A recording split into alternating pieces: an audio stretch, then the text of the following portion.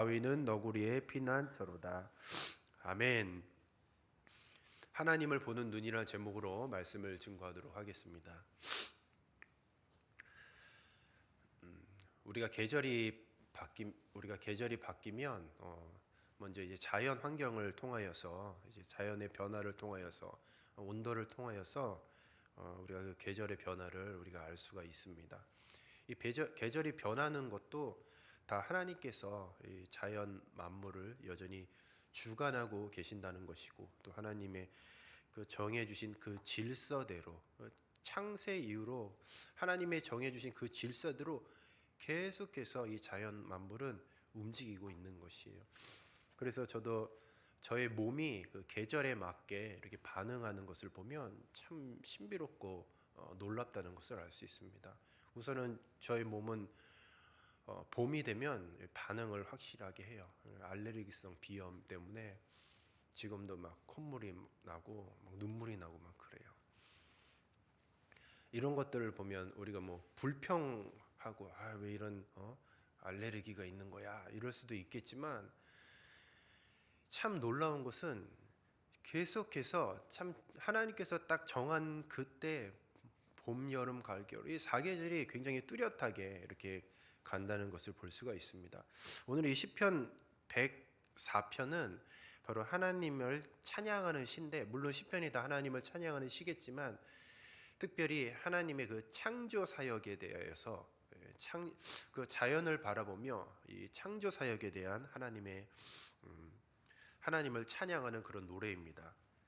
그래서 이 시의 핵심의 주제는 창조입니다. 제가 코 훌쩍거리는 거 조금만 이해를 해 주십시오.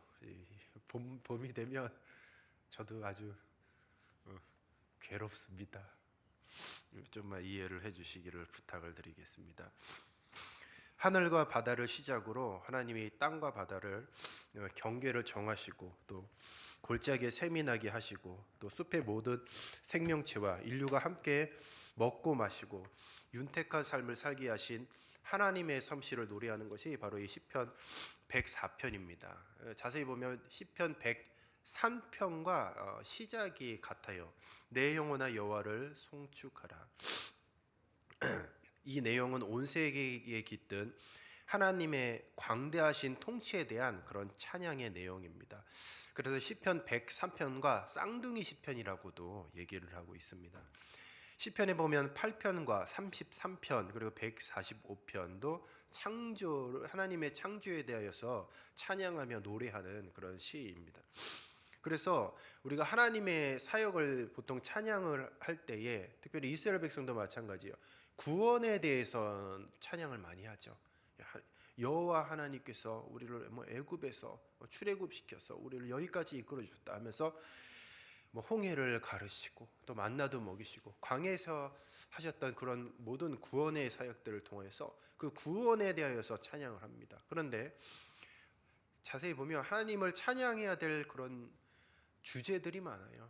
구원에 대해서 늘 찬양해야 되지만, 오늘 바로 우리가 자연 만물을 보면 하나님의 창조에 대해서도 찬양할 수 있는 것이죠. 어떻게 보면 우리가 구원에 대해서는 말을 많이 하고 또 찬양하고 그것을 많이 기억하고 또 말씀으로 많이 듣지만, 과연 우리가 하나님을 찬양했던 그런 찬양의 솜씨, 이 자연 만물을 통해서 우리가 하나님을 찬양하는데 바로 이 창조도 하나님을 찬양하는 분명한 이유라는 것이죠.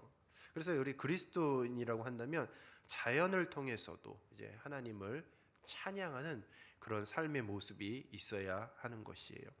1절에 보면 당신은 심히 위대하시고 존귀와 권위로 옷을 입으셨다라고 그렇게 고백을 합니다. 고대 사회에서 옷은 사람의 신분을 표현하는 수단이에요. 근데 존귀와 권위로 옷을 입으셨다라고 그렇게 표현하고 있습니다. 이는 바로 숭고함과 장엄함을 지닌 하나님이 온 세상의 왕이라는 그런 뜻으로 하나님을 찬양하는 그런 내용입니다. 그러니까 하나님이 그 어떤 것도 비교 불가한 통치자의 위엄과 광채를 가지고 계시다라는 거예요. 그래서 시인은 창조자 하나님의 그런 위대한 통치가 어떻게 드러나는지를 계속해서 아주 구체적으로 묘사를 하고 있습니다. 특별히 2절부터 4절까지는 하나님, 그러니까 하늘과 물을 창조하신 하나님을 찬양하는데 7가지 모습으로 이렇게 찬양을 해요. 근데 7가지 모습인데 특별히 우리가 이 한글 성경에는 잘 드러나지 않지만 이 원어의 분사를 씁니다. 근데 이 이스라엘 백성이 이제 히브리어로 분사를 쓸 때는 언제 쓰냐면 하나님의 위대함을 생동감 있게 이렇게 나타낼 때 분사형을 써요. 그래서 이 어디를 썼느냐? 2절부터 4절에 무려 7번이나 썼어요.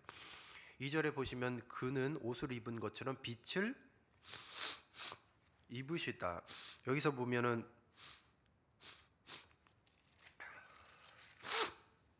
주께서 옷을 입은 같이 빛을 입으시며라고 되어 있잖아요. 여기서 이 입으시며라는 것이 분사형입니다.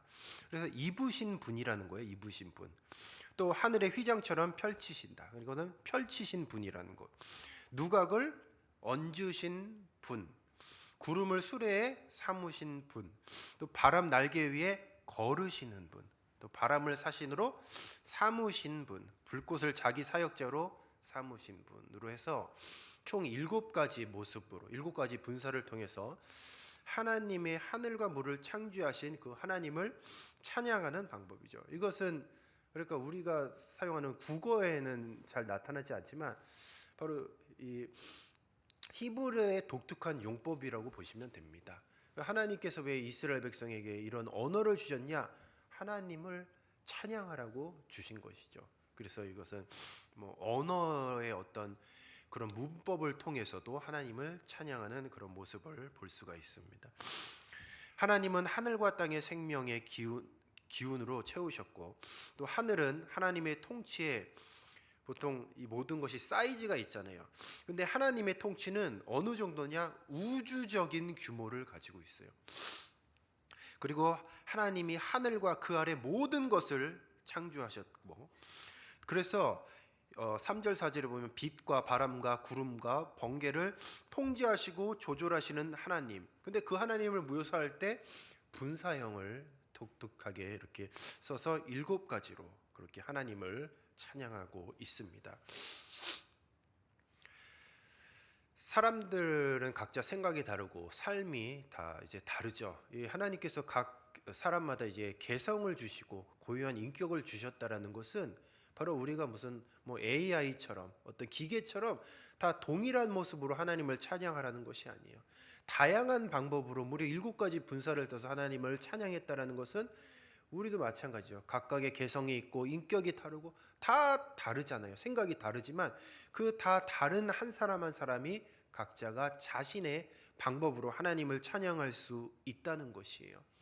저와 여러분도 마찬가지예요. 여러분의 삶 속에서 나만의 고유한 방법으로 하나님을 찬양하시기 바랍니다.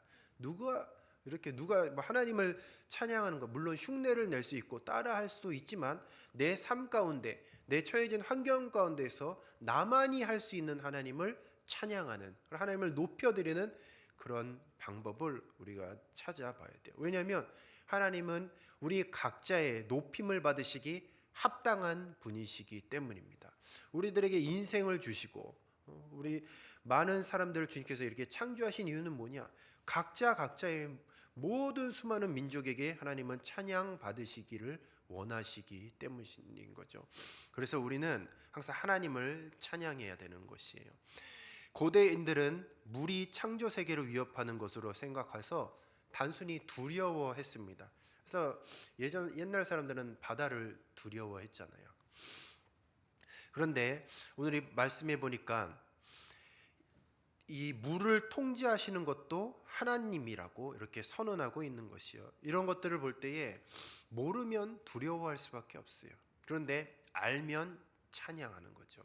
우리가 물을 단순히 세상 사람들, 하나님을 알지 못하는 사람들, 지금도 수많은 사람들이 물을 두려워하고 물 앞에서 막 제사를 드리고 그런 사람들도 있다라는 거죠.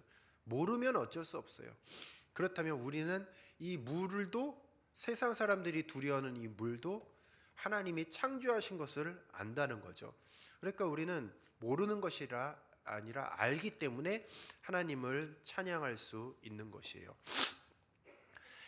하나님은 바람과 번개를 하나님의 일꾼, 그러니까 사역자로 삼으시는 분이십니다. 이런 것들을 볼 때 계속해서 하나님의 모든 활동이 우주적이라는 것을 보여주고 있어요. 창조주 하나님의 활동이 우주적이시고 또 우주적인 활동의 주체가 바로 하나님의 본질이라는 것을 드러내고 있습니다. 5절에서 9절은 땅과 물의 경계를 나누시는 하나님을 나타내고 있습니다. 5절에서 9절을 쭉 보시면 우리가 창세기에 하나님께서 태초에 천지를 창조하셨던 그런 이미지들이 떠올리게 되는 것이에요. 하나님은 땅을 창조하셨어요. 땅의 기초를 세우시고 영원히 흔들리지 않게 하셨습니다. 땅은 우주적 차원에서 지구를 말하는 것이고, 그리고 땅은 모든 생명체의 어떤 근거가 되고 있어요.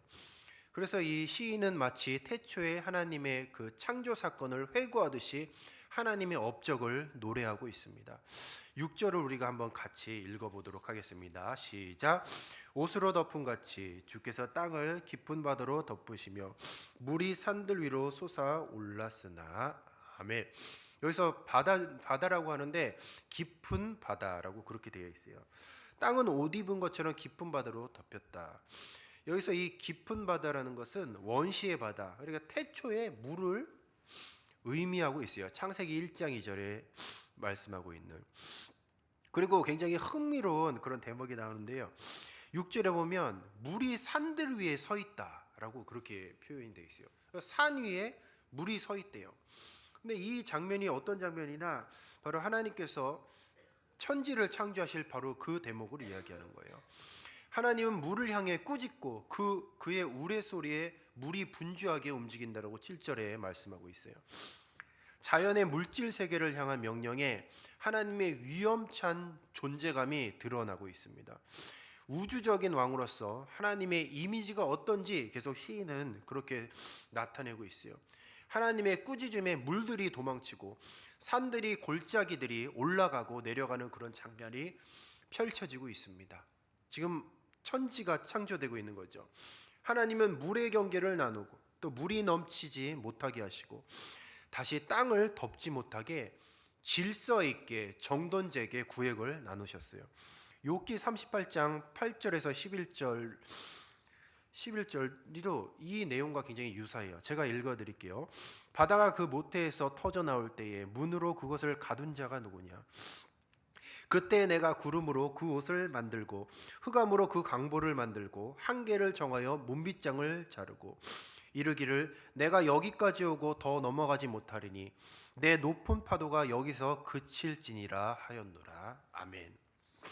우리는 보통 이제 주로 바다를 보고 해안가를 이렇게 거닐면 바다가 이쁘다 그런 것도 생각하면 좋겠지만 그 바다를 보고 특별히 해안선을 보고 무엇을 느껴야 되냐? 하나님이 정하신 길, 하나님이 정하신 질서대로 신기하게 물이 육지를 침범하지 않는 것을 우리가 볼 수가 있습니다. 이것이 무엇입니까? 바로 하나님의 창조 사역인 거예요. 창조. 하나님의 그 창조 사역이고 하나님께서 그렇게 하셨다라는 것이죠.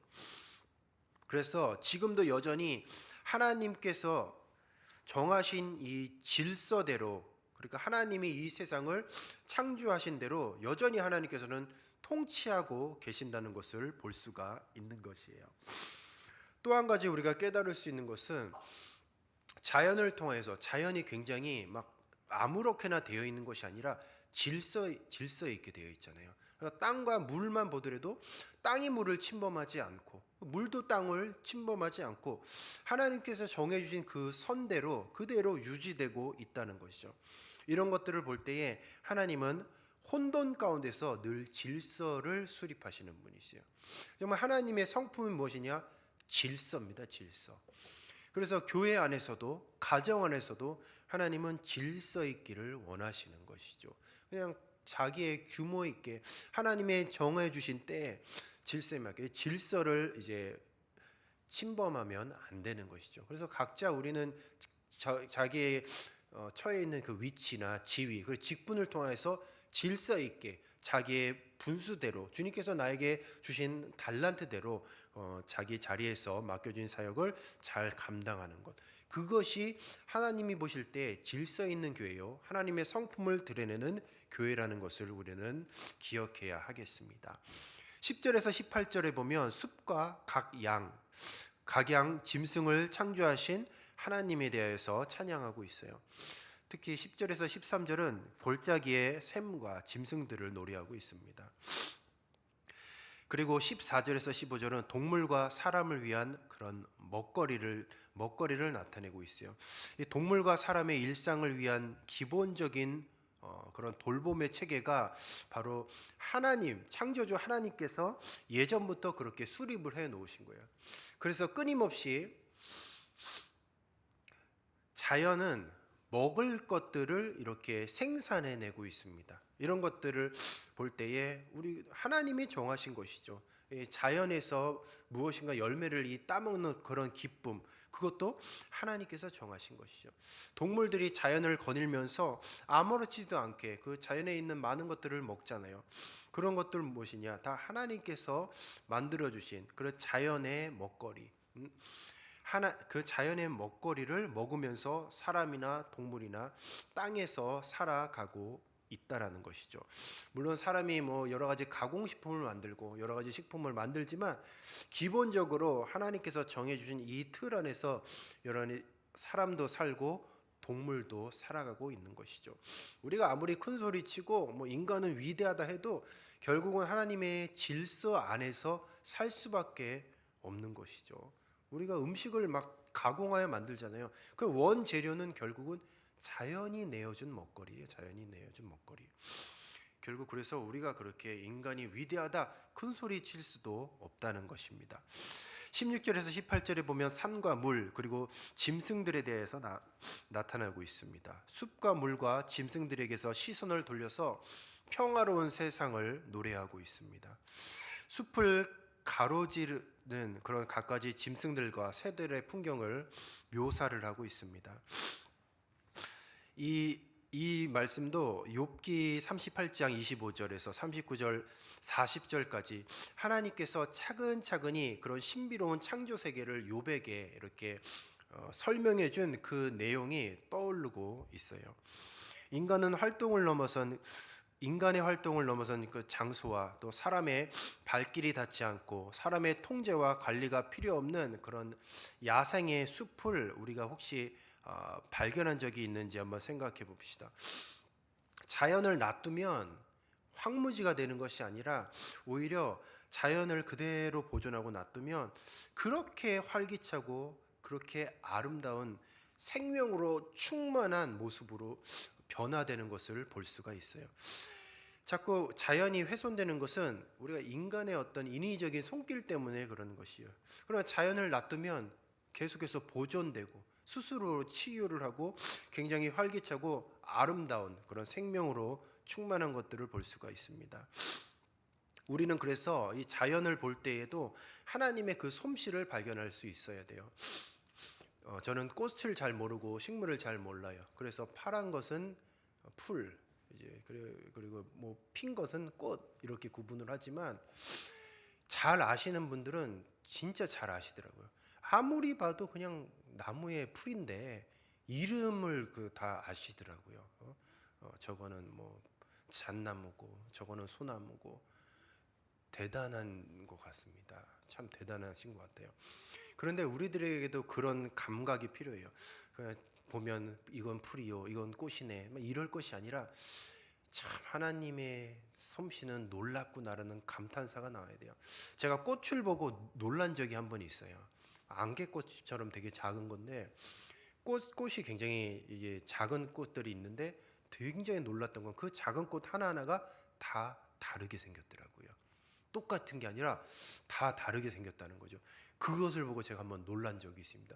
이렇게 작은 꽃도 똑같은 게 없어요. 서로 같은 종류인데도 조금씩 모양이 다르다는 것이죠. 그래서 하나님은 참 그렇게 오밀조밀하고 세밀하고 섬세한 분이라는 하나님의 성품을 발견한 적이 있었던 것입니다.